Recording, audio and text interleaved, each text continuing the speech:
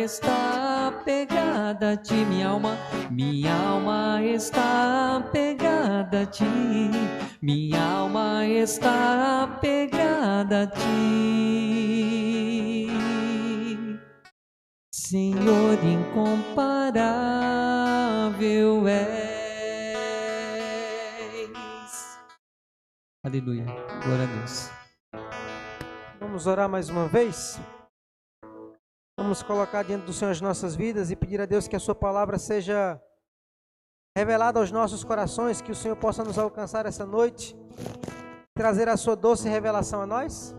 Convido você mais uma vez a orar comigo nesse momento, fechar os seus olhos, apresentar a sua vida em oração e aproveitar para convidar pelo menos mais uma pessoa. Vamos orar? Deus, mais uma vez nós te bendizemos, declaramos que o Senhor é incomparável, não existe outro Deus igual, além, comparável ao Senhor. Oramos para que o Senhor continue nos dando a graça de contribuir com os nossos dízimos, com as nossas ofertas. E nos abençoe para que nesta noite sejamos alcançados mais uma vez pela Tua palavra, que é lâmpada para os nossos pés e luz para o nosso caminho. Oramos em nome de Jesus. Amém. Meu querido irmão, na semana passada eu preguei sobre Efésios 4, do verso 17 ao verso 19. E nós vamos continuar a mensagem da semana passada, mas trabalhando a outra perspectiva do texto. Falamos sobre atitudes que podem prejudicar o nosso presente e o nosso futuro. E hoje nós vamos falar sobre atitudes que podem nos abençoar, tanto no nosso presente como no nosso futuro. Nós selecionamos a partir do verso 20, eu vou ler a partir do verso 17, eu vou dar uma lidinha nos versos anteriores só para antecipar algumas coisas que nós falamos semana passada.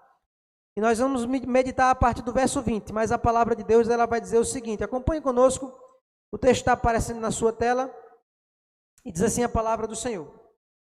Assim, eu lhes digo com a autoridade do Senhor, não vivam mais como gentios, levados por pensamentos vazios e inúteis. A mente deles está mergulhada na escuridão, andam sem rumo, alienados da vida que Deus dá, pois são ignorantes e endureceram o coração para Ele. Tornaram-se insensíveis, vivem em função dos prazeres sensuais e praticam avidamente toda espécie de impureza. Mas não foi isso que vocês aprenderam de Cristo, uma vez que ouviram falar de Jesus e foram ensinados sobre a verdade que vem dele. Livrem-se da sua antiga maneira, da sua antiga natureza e do seu velho modo de viver corrompido, pelos desejos impuros e pelo engano. Deixem que o Espírito renove os seus pensamentos, atitudes. Revistam-se de sua nova natureza, criado para ser verdadeiramente justa, santa como Deus.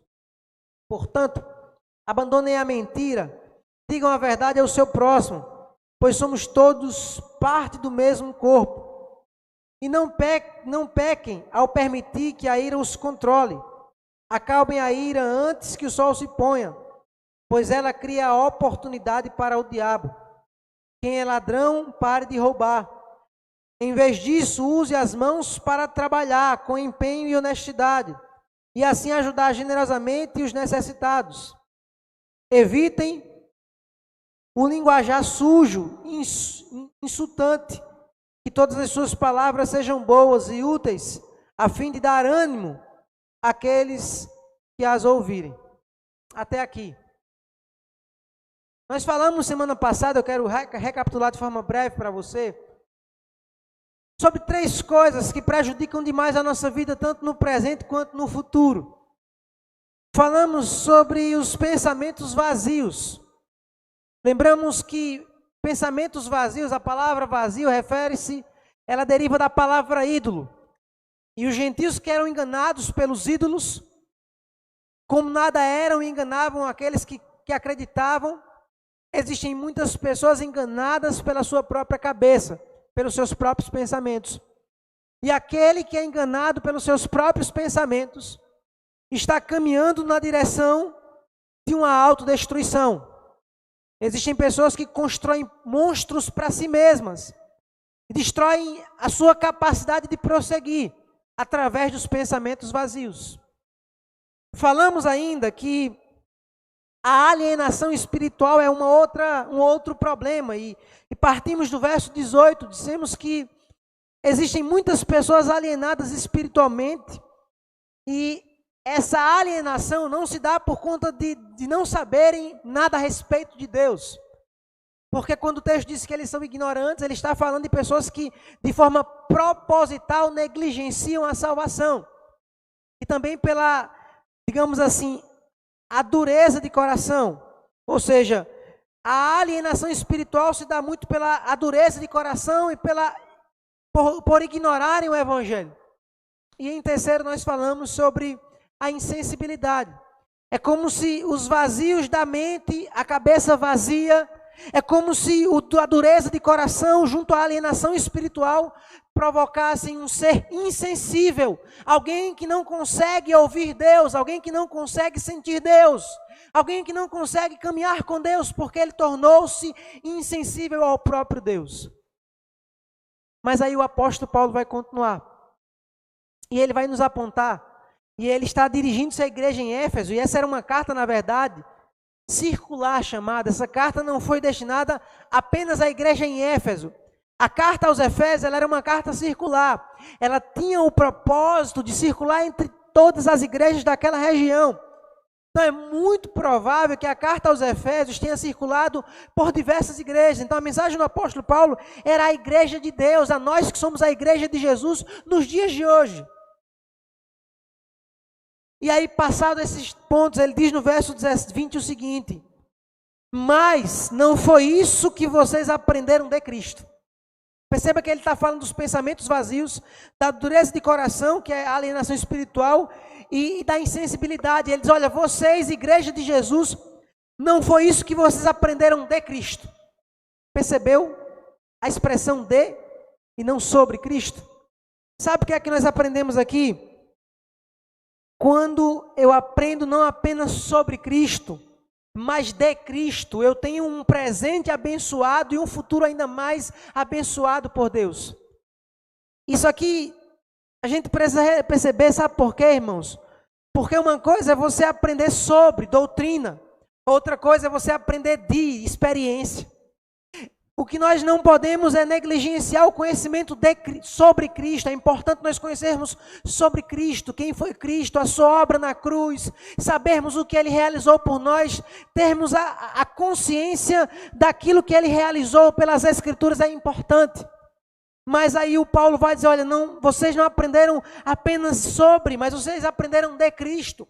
Paulo está dizendo assim, olha, vocês, igreja de Deus, aprenderam por experiência quem era Jesus. Vocês conheceram Jesus não apenas doutrinariamente falando, mas de caminhar com Ele. Irmãos, Paulo deixa claro que nós precisamos conhecer a Cristo por meio de uma experiência de vida e de caminhada, de caminhar com Ele todos os dias. Infelizmente, irmãos, muitas pessoas tornaram-se crentes e cristãos teóricos.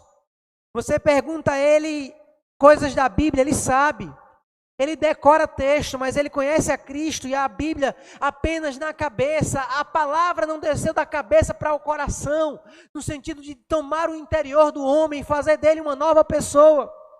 E Paulo está dizendo, olha, vocês precisam entender que se vocês quiserem ter uma vida abençoada por Deus, vocês precisam entender que vocês aprenderam de Cristo, vocês conheceram Cristo por experiência, e isso fará em vocês uma obra maravilhosa. Quem conhece a Cristo, conhece o próprio Deus. Porque Jesus disse, eu e o Pai somos um, nós somos uma só pessoa, ou seja, Jesus revelou o próprio Deus.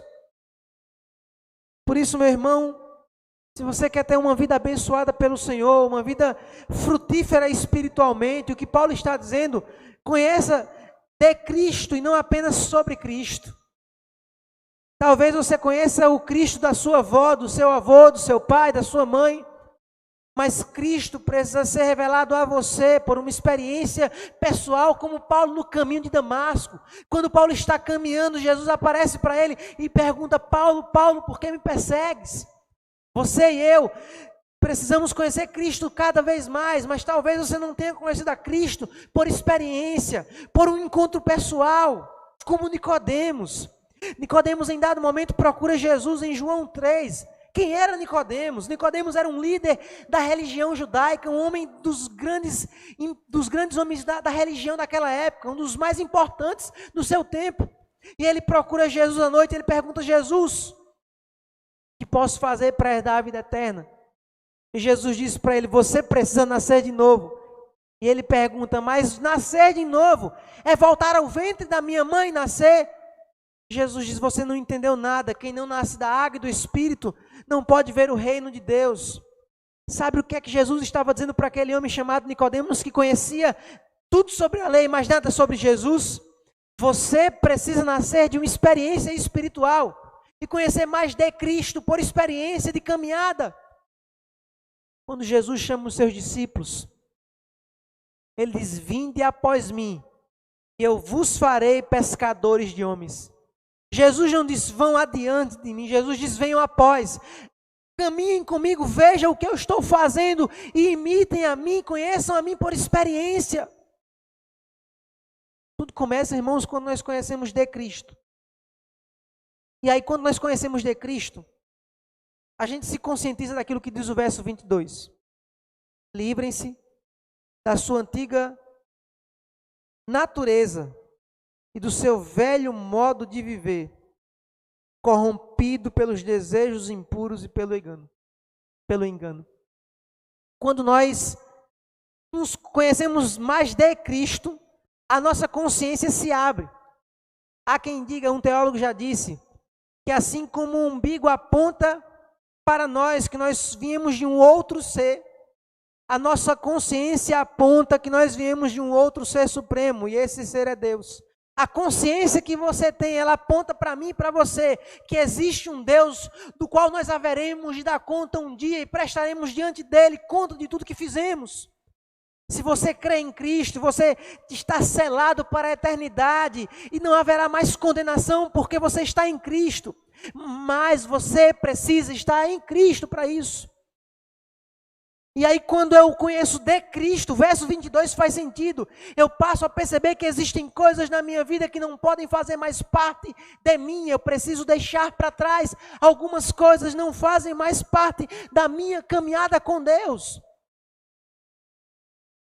Sabe, irmãos, eu olho para mim hoje, com 31 já, né?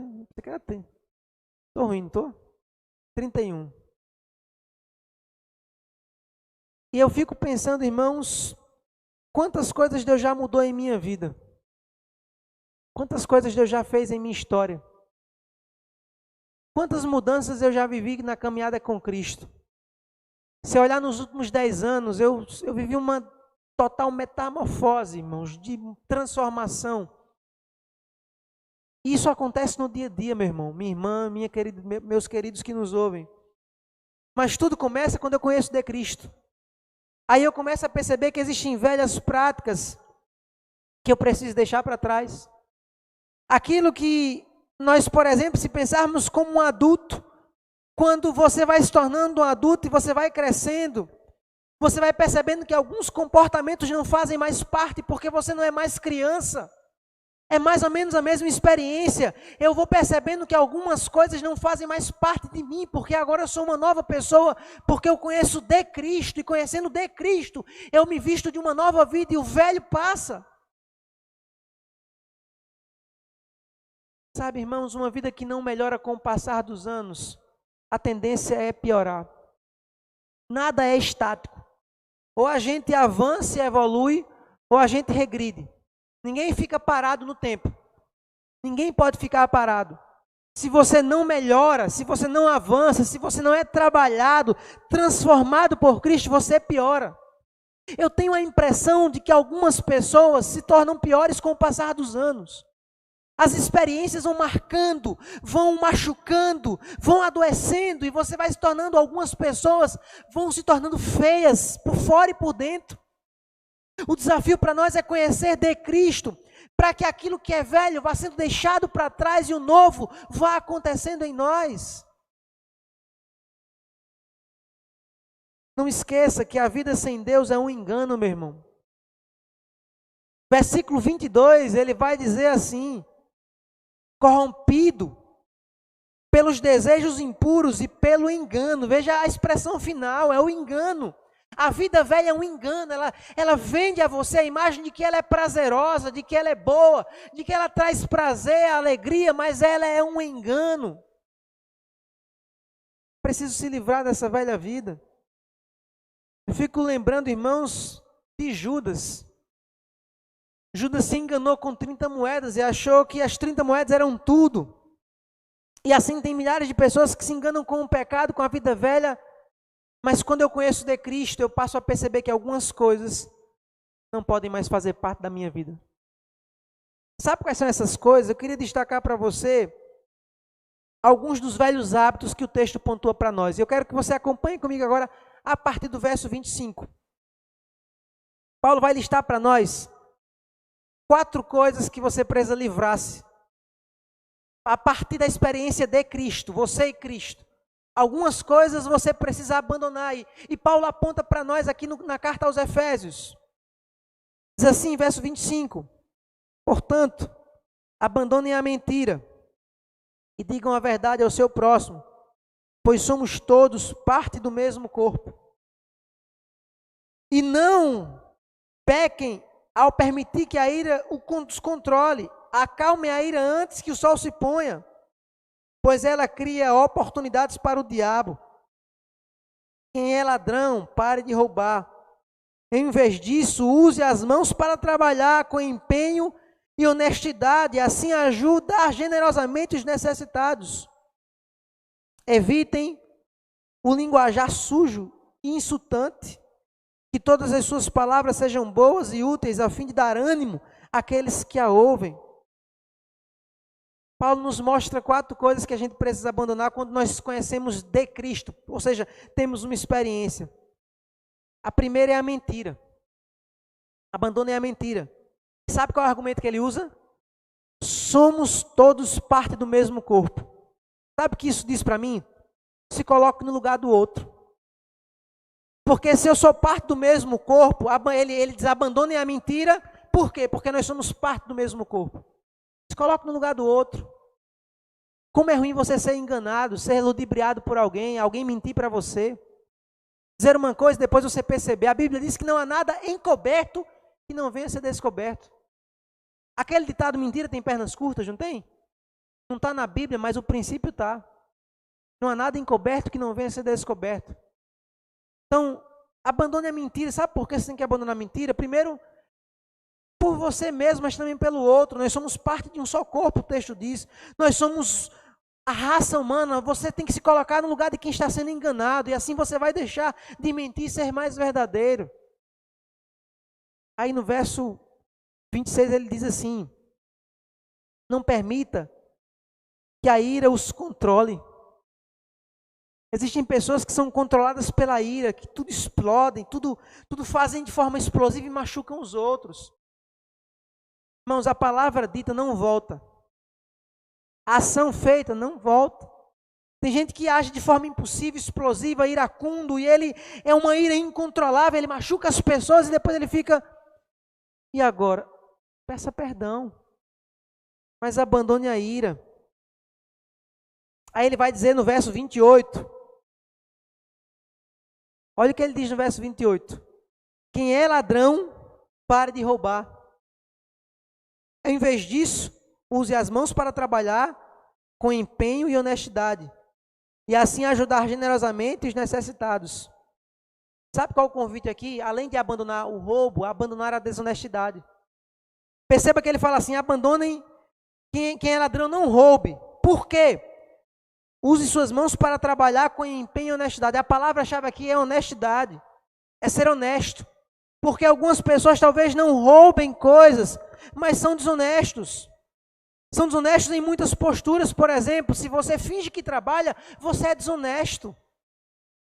Há uma frase famosa do futebol, de um jogador que diz assim, eles fingem que pagam, e eu finjo que trabalho.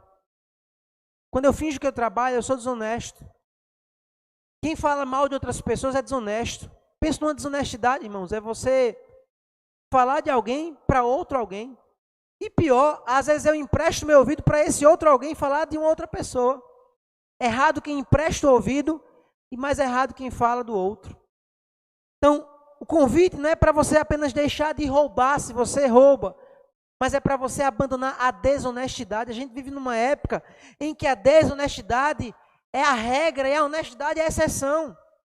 Agora, há pouco tempo, milhares de pessoas estão tendo que devolver o auxílio do governo, porque pegaram de forma indevida.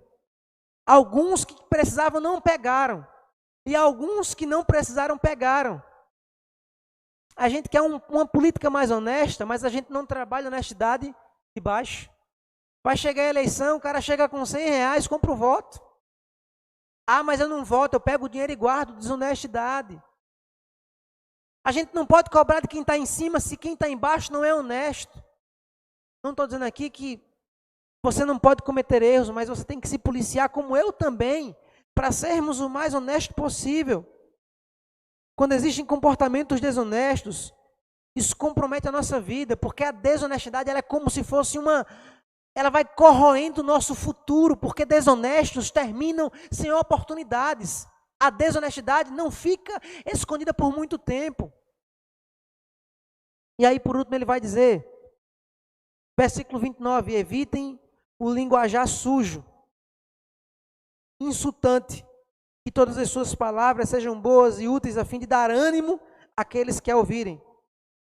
Ou seja, palavras que insultem o outro, levando outros ao abatimento. Abandone isso também. Ou seja, para que eu tenha uma vida abençoada por Deus, eu preciso abandonar a mentira. Eu preciso abandonar a desonestidade, eu preciso abandonar a ira, eu preciso abandonar o insulto, palavras que abatem os outros. Se aquilo que eu vou falar não vai trazer esperança ou ânimo à pessoa, mas vai trazer mal-estar, eu preciso guardar as minhas palavras. Na verdade, irmãos, Paulo aqui, ele apela para que tenhamos comunhão com Cristo. Primeiro ele fala dos pensamentos vazios, da insensibilidade e do coração duro. Ele fala, vocês não aprenderam isso de Cristo. Conheça Cristo por experiência. E quando você conhecer a Cristo por experiência, você vai aprender que algumas coisas precisam ser deixadas para trás. Porque se alguém está em Cristo, nova criatura é. As coisas velhas já passaram e tudo novo se fez. E o novo exige de você que você abandone a desonestidade, a ira, a mentira, palavras duras. Deixa eu continuar dizendo algumas coisas aqui, eu vou parar por aqui. E desafiar você, meu irmão, o meu desafio para você maior nessa noite se encontra no versículo 20. Mas não foi isso que vocês aprenderam de Cristo. Eu repeti isso durante toda a mensagem. E eu volto a encerrar minha mensagem frisando isso. Conheçamos de Cristo. E a nossa vida vai ser transformada numa vida ética, numa vida correta.